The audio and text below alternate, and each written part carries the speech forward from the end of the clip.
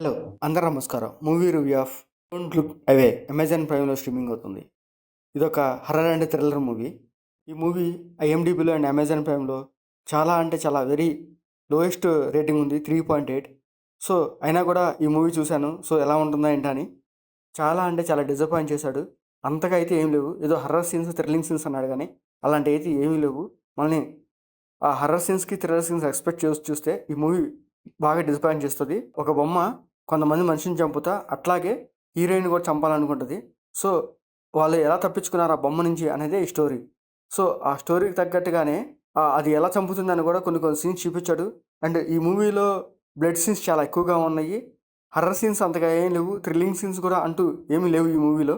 ఇంకా ఈ movie duration వచ్చేసరికి 1 hour 20 minutes ఉంటుంది.